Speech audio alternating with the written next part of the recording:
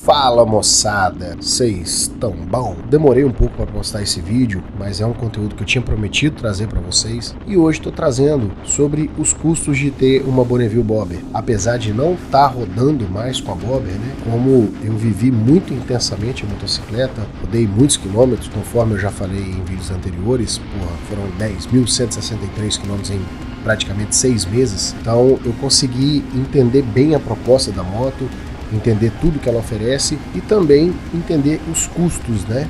E para quem está pensando em entrar nesse meio, eu acho que é interessante. E aqui hoje eu trago esse vídeo, quero trazer bem detalhadamente, não vai ser um vídeo longo, mas eu quero mostrar realmente o que você tem de custos para manter essa moto, para poder curtir, para poder rodar, certo?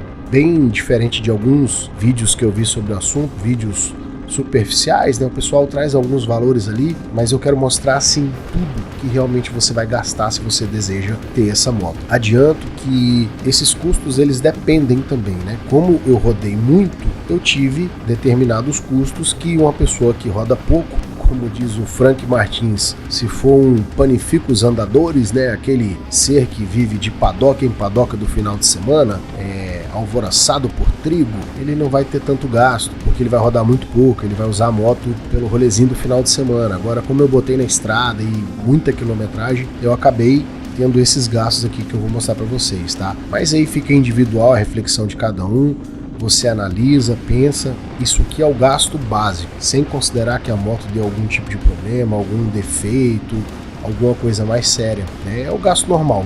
Se você colocar para rodar e der sorte de não acontecer nada, você vai ter mais ou menos esse gasto aqui, tá? E começando aqui com a nossa lista, o nosso primeiro gasto, né? Querido governo, que é o sócio eterno, não tem como a gente se desvincular. Eu tenho aqui o IPVA 2024 para Bobber, que ela era ano 2022, modelo 2023. Isso aqui pro Mato Grosso do Sul, eu tive um licenciamento de R$220. Partindo aqui pro IPVA, que no Mato Grosso do Sul ele cobra 2%, aí cada um vai ter que saber essa taxa no seu estado, né? E aqui a gente ainda tem um benefício, quando você paga ele à vista, tem 15% de desconto.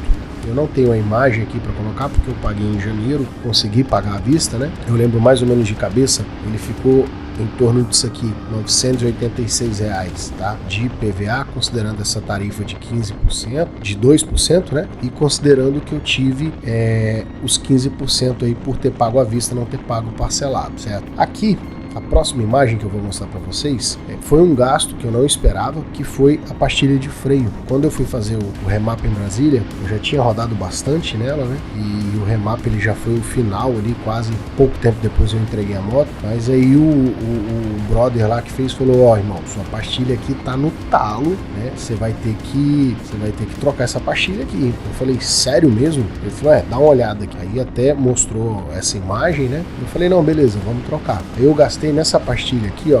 Ele me indicou essa AP Racing, que era uma pastilha mais top. Ela foi R$359, tá? A pastilha de freio traseira. A dianteira eu não precisei trocar. Um outro gasto que eu tive foram o jogo de pneus, né? Tem gente que falava aí que a Bobber você trocava com 15 mil, outros chegaram até a falar 17 mil, né? Pra mim, aconteceu com cerca de 10 mil quilômetros, tá? O pneu que eu precisei trocar foi o traseiro, o dianteiro dava pra rodar bastante, só que como eu mudei o pneu, e eu vou mostrar a imagem para vocês aqui, eu coloquei esse pneu mais cravudo da Pirelli e eu optei por trocar os dois juntos. Então, na época que eu comprei, né, esse pneu ele saiu R$1.727 o jogo de pneu. Respeitando aqui as medidas originais, eu só mudei o tipo de pneu. Agora eu coloquei um pneu misto, né? Terra e asfalto, que é esse pneu aqui. Então dá uma olhada aí, que ele muda bastante. Um detalhe que eu nem cheguei a fazer vídeo sobre isso, o remap ele me deu... ele melhorou a autonomia da moto, né? Ele melhorou o consumo, só que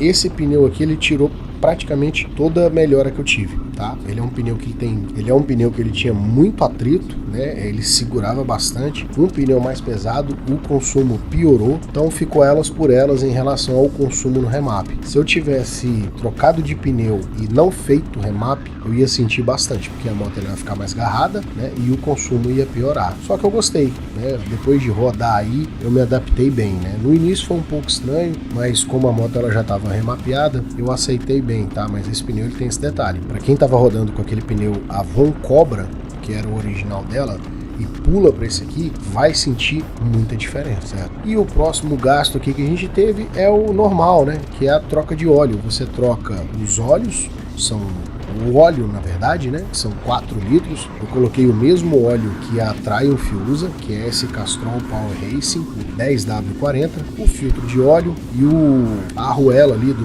bujão. Então aqui para essa troca eu gastei cerca de R$416, tá? Isso aqui foi só de produto. Ela fala aqui de 3,4 litros, mas eu não consigo comprar 3,4 litros, né? Eu comprei os 4 e teve mais a mão de obra. Então a mão de obra aqui foi cerca de R$150. Eu não fiz a troca na Triumph, fiz no mecânico de confiança. Então essa troca ela saiu total 566,86. Detalhe, né? A revisão ela fala em 16 mil. Só que 16 mil ele é uma troca em condições normais. E o que é condição normal? Condição normal é quando você está na estrada, rodando direto, você vai fazer alguma viagem, alguma coisa e você toca direto. Quando você costuma andar em cidade, que é um uso mais severo, é interessante que se baixe essa quilometragem. Então eu havia trocado o meu óleo ele já tinha dado 1 ano, né? E a quilometragem da moto ela tava em 2.000 e poucos quilômetros. Aí quando fechou 1 ano eu fiz a troca, né? Eu tava com 2.000 e poucos quilômetros, eu troquei, mas já tinha dado 1 ano. Teoricamente a próxima troca seria com 16 mil, então a moto teria que estar com 18 mil quilômetros depois. Mas eu estaria avaliando trocar depois de 10, 12 mil, alguma coisa assim, né? E uma coisa que é interessante também é você estar verificando o nível do óleo. Não significa que a quilometragem de troca é alta, mas o óleo ele acaba evaporando, ele acaba baixando e você tem que recompletar. Então você pode ir recompletando, né? E tem que entender aí o teu uso, as suas condições. Eu acho que é um valor muito baixo frente a um prejuízo que você pode ter. Então é interessante antecipar se você faz muito uso urbano. Um outro gasto que é muito importante e pelo valor da moto, né, ele tem que entrar na conta quando você deseja comprar, que é o valor do seguro. No meu caso, eu fiz um seguro pela Porto Seguro, que é uma empresa de referência, né? Eu tenho 38 anos, moro no Mato Grosso do Sul, apesar de ser uma região de fronteira, mas não é uma moto que ela é visada para roubo, não tem muitos índices. Então eu considerei o valor do seguro muito barato. Aqui a gente tem colisão, incêndio, roubo e furto, 100% do valor da tabela FIP. Ele até fala de um prêmio aqui de R$1.000, nesse caso aqui, né? Se for pagar o 100%. Eu tenho aqui morte, invalidez, 5 mil. Eu nem sei ler direito isso aqui, tá, galera? Me desculpa, mas eu sei que é mais ou menos esse tipo de cobertura. Cobertura terceira, ó. Danos materiais 50, corporais 50, danos morais estéticos 10 mil. Então é uma cobertura muito boa. E o valor que ela ficou, pra mim, foi isso aqui, ó. R$2.020,98 dividido em 12 vezes, com cerca aí de R$168 por mês, né? Eu tenho IOF, mas eu acho que não ficou caro considerando uma moto de 60 mil. E a franquia dela ficou aqui, ó, 5.667. Se eu tivesse que pagar aqui a franquia por perda parcial. A franquia é um valor mais alto, mas considerando que uma moto dessa, quando você tem um acidente, nada, para gastar 5 mil é daqui para ali, né? Não precisa fazer muita força. Não precisa fazer muita força para acontecer isso aí. E esses foram os gastos, né?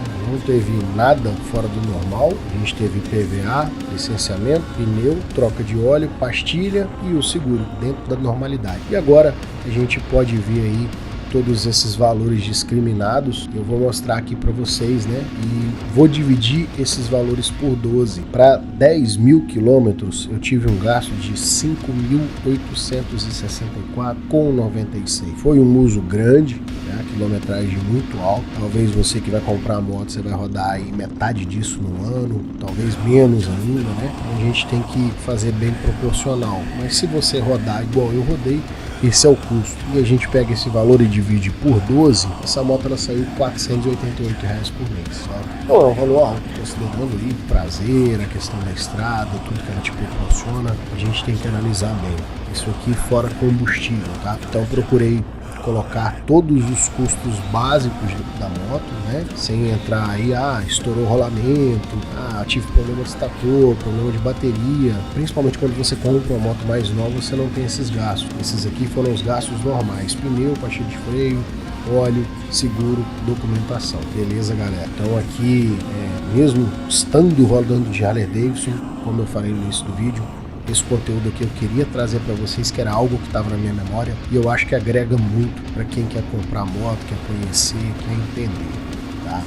E você que não conhece o canal, se gostou desse conteúdo, já deixa aquele like.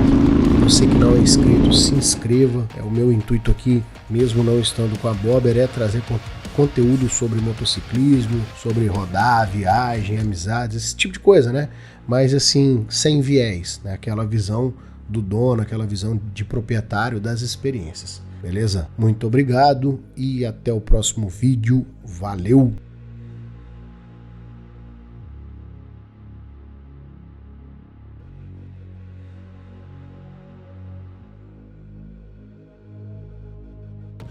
Aching heart.